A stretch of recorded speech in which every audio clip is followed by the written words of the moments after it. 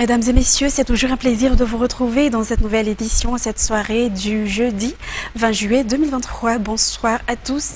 Tout de suite, dans les détails des informations de ce jour, vous n'aimez pas le pouvoir, mais ne sacrifiez pas les enfants malagasy, a déclaré le président de la République. Aujourd'hui, réagissons sur les incidents lors de l'épreuve d'histoire-géographie de l'examen du baccalauréat hier après-midi.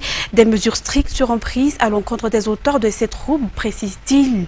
Malgré le retard du début des épreuves, l'épreuve s'est déroulée normalement dans 90% des centres d'examen.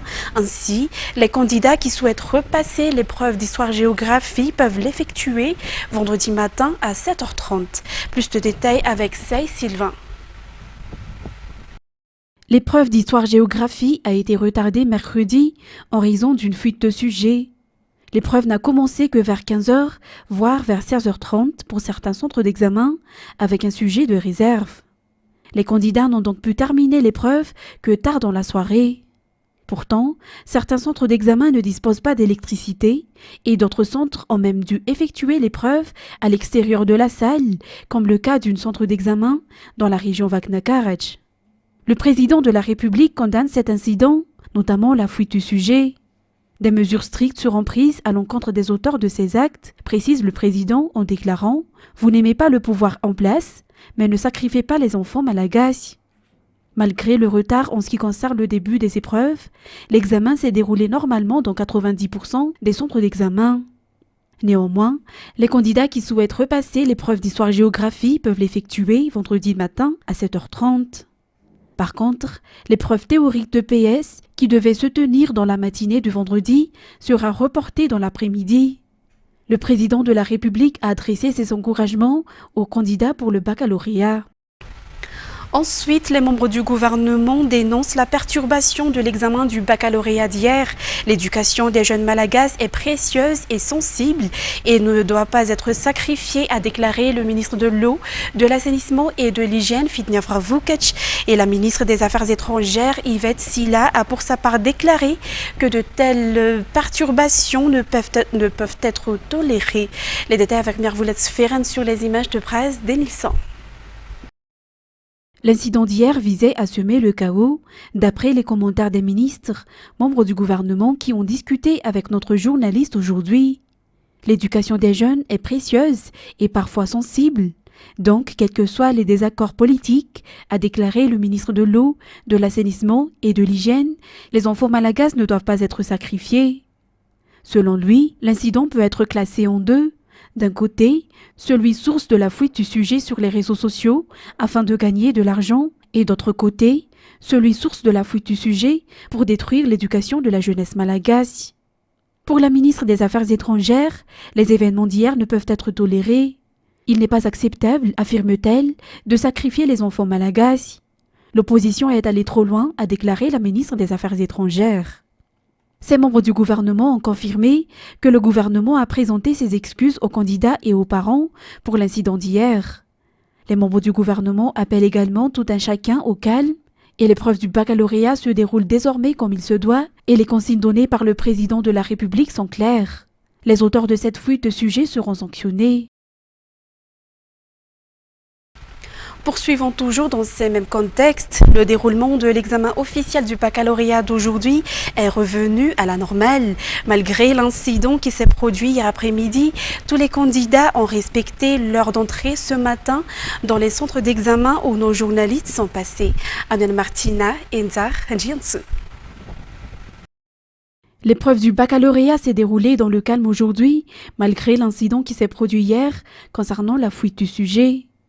Pour le centre d'examen Jules Ferry en particulier, une organisation a été mise en place pour que les candidats puissent effectuer les épreuves dans le calme et pour rassurer leurs parents. Il n'y a également pas eu de retard dans le début de l'épreuve ce matin, malgré que la sortie tardive des candidats hier soir au centre d'examen Jules Ferry.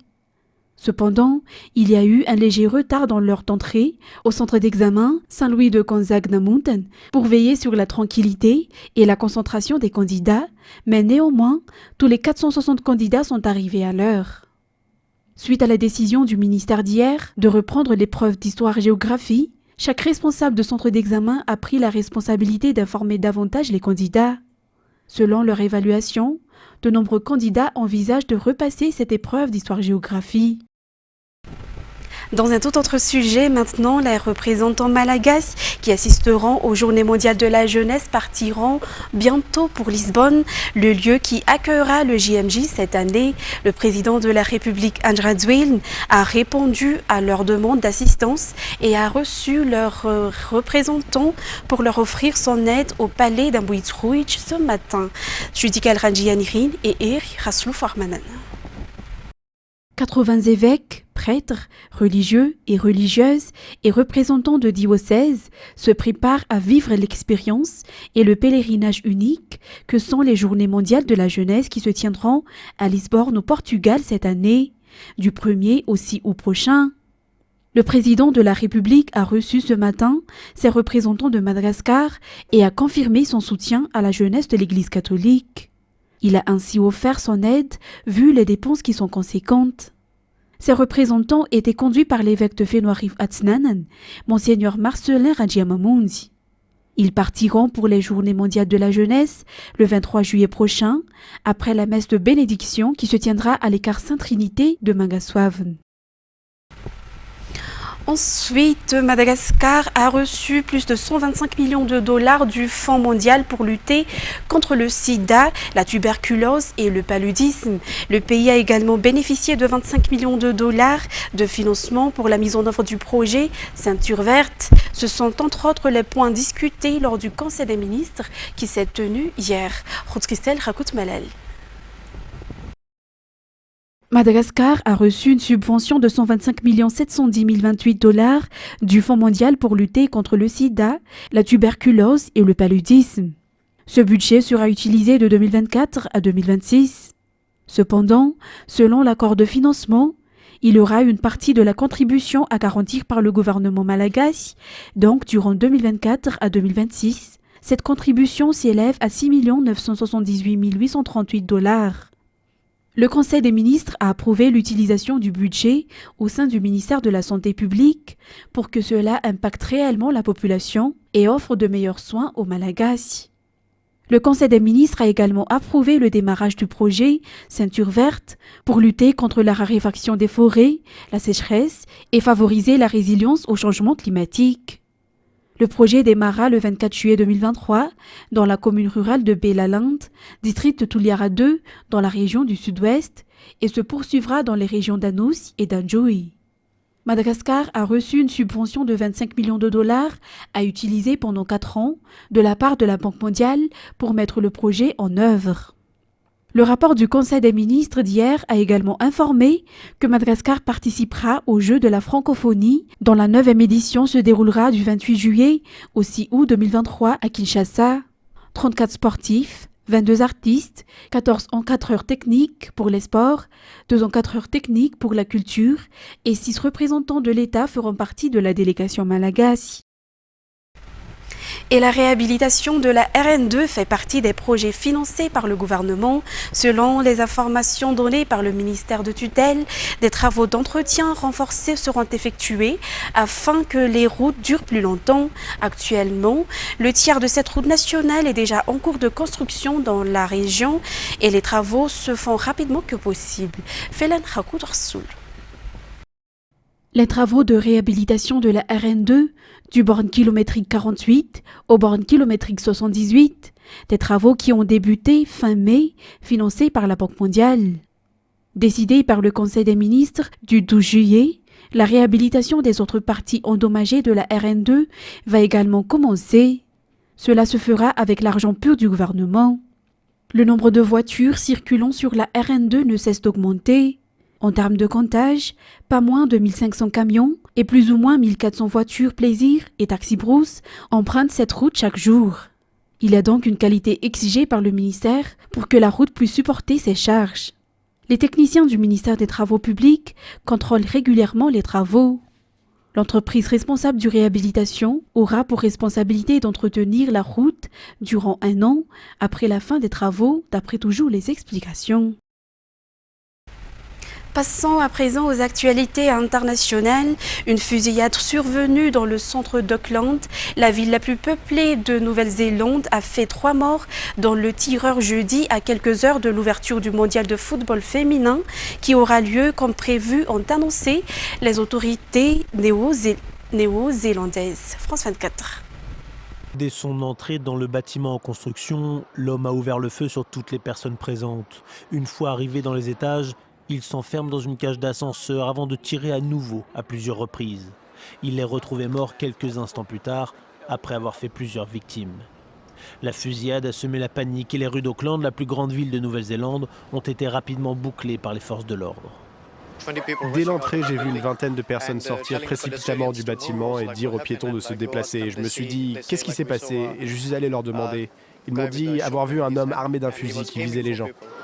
À quelques heures de l'ouverture de la Coupe du monde de football féminin, l'incident a fait craindre pour la sécurité de l'événement. Mais les autorités entendent rassurer et parlent d'un cas isolé qui ne pose aucun risque pour la sécurité nationale. Nous sommes enthousiastes à l'idée d'accueillir la Coupe du monde de la FIFA. Il est évident que la matinée a été très sombre pour nous, mais nous sommes déterminés à accueillir cette compétition. Il n'y a pas de menace permanente. La police n'a identifié aucun risque supplémentaire.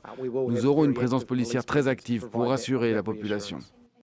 Le souvenir du massacre de 51 personnes par un tireur d'extrême droite dans une mosquée de Christchurch en mars 2019 reste très vif en Nouvelle-Zélande. Les crimes commis avec des armes à feu et liés à des gangs ont augmenté ces dernières années, même si le taux global de meurtres dans le pays reste faible. Ensuite, l'ambassade de Suède à Bagdad a été incendiée jeudi avant l'aube lors d'une manifestation organisée par des partisans du turbulent leader religieux Muqtada, a constaté un correspondant de l'AFP avant un nouvel événement en Suède où un exemplaire du Coran doit être brûlé. France 24. La police irakienne disperse quelques centaines de manifestants. Ces derniers, pour la plupart des partisans de l'imam chiite Muqtada al-Sadr, et pour certains munis de Coran, se réjouissaient de l'incendie de l'ambassade de Suède à Bagdad.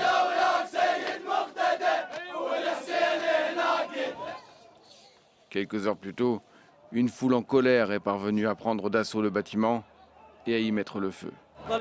Nous, on manifeste parce qu'on veut qu'ils arrêtent de brûler le Coran. Le Coran qui n'est qu'amour et foi. Un message adressé à cet homme, Salwan Monika, un réfugié chrétien irakien en Suède qui se dit officiellement athée et anti-religieux, proche de l'extrême droite suédoise.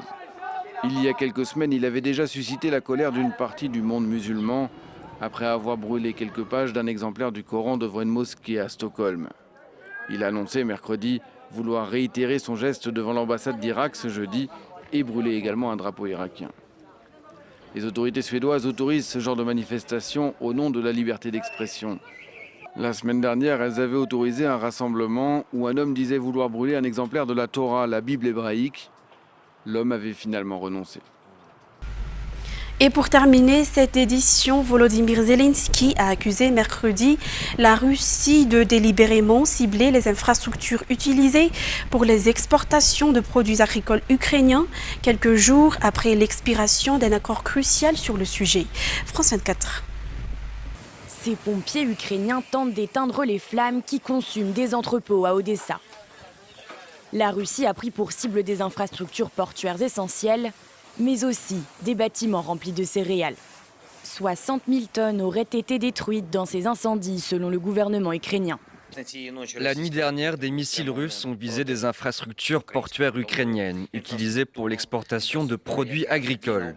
Ces attaques menées par des terroristes russes sont non seulement dirigées contre notre pays, mais aussi contre la stabilité mondiale. Ces attaques ont lieu alors que la Russie a suspendu lundi sa participation à l'accord sur les céréales en mer Noire. Une initiative vivement dénoncée à travers le globe. La ministre des Affaires étrangères allemande s'est exprimée sur Twitter. D'abord, Poutine met fin à l'accord sur les céréales ukrainiennes en mer Noire. Et maintenant, il bombarde la ville portuaire d'Odessa pour la 2e nuit consécutive. En faisant cela, il prive le monde de tout espoir concernant le grain ukrainien. Avec cet accord, Vladimir Poutine fait pression sur l'Occident. Il dit accepter de revenir sur sa décision si les exigences du Kremlin sont satisfaites, comme la levée des sanctions contre la Russie. Dans le même temps, le ministère russe de la Défense a fait savoir qu'à partir du 20 juillet, tous les navires approchant les ports ukrainiens pourraient être considérés comme des cibles militaires potentielles. Une menace de plus pour la stabilité dans la région, alors que cet accord sur les céréales a permis l'exportation de plus de 32 millions de tonnes de céréales ukrainiennes l'année dernière. Selon le FMI, la fin de l'accord menace l'équilibre et la sécurité alimentaire mondiale, en particulier dans les pays les plus pauvres. Chers téléspectateurs, c'est ainsi que prend fin cette édition. Nous vous remercions de l'avoir suivi jusqu'à son terme. Et tout de suite après, vous allez suivre le film Creed 3. Quant à moi, je vous donne rendez-vous pour une autre fois pour de nouvelles actualités. Au revoir.